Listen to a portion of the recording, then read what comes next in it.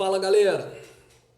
Outro assunto também muito importante relacionado à coisa julgada é a sua divisão entre coisa julgada formal e coisa julgada material, né?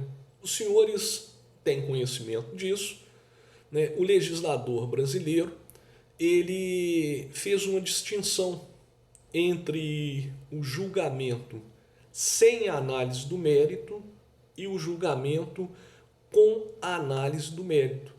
A partir daí é preciso enfrentar, né, esses dois conceitos que são diferentes, né? E se você efetuar, primeiramente, a leitura do artigo 502 do Código de Processo Civil, você pode ser levado ao pensamento que só existe coisa julgada material, porque simplesmente no artigo 502 está o conceito de coisa julgada material. Então você pode chegar à conclusão que simplesmente o legislador ele desprezou a coisa julgada formal. Entretanto, isso não é verdade, né? Essa dicotomia, essa divisão entre coisa julgada formal e coisa julgada material, ela é clássica em sede doutrinária. Então vamos lá.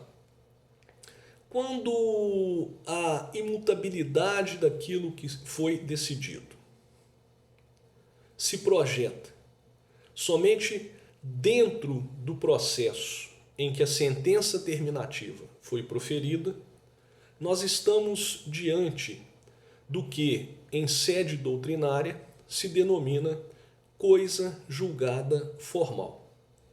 Então, as sentenças terminativas elas produzem a coisa julgada formal. A coisa julgada formal, ela impede a rediscussão somente no âmbito do processo em que a decisão foi prolatada, né? Ela não alcança processos futuros. Ela não vincula o juiz em relação a processos futuros. Exatamente por quê?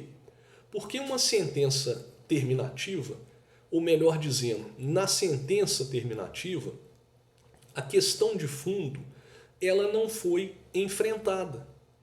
Então, quando o juiz profere uma sentença terminativa, uma sentença de não mérito, ela não consagra bem da vida algum.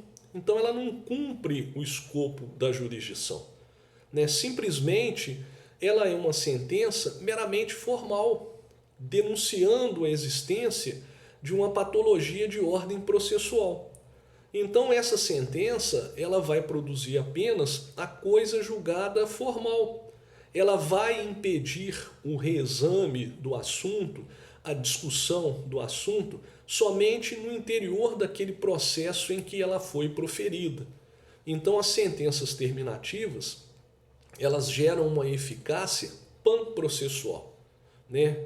Para dentro do processo. Então a imutabilidade daquilo que foi decidido só se projeta para dentro do processo. Tanto é verdade, os senhores já aprenderam a respeito desse assunto, que uma vez proferida uma sentença de não mérito, superado o vício que a justificou, o sistema permite a repropositura da ação. Agora, quando a imutabilidade daquilo que foi decidido se projeta não só para dentro do processo em que a decisão foi proferida, mas também para fora do processo, alcançando processos futuros, nós estamos diante daquilo que, em sede doutrinária, é denominado de coisa julgada material.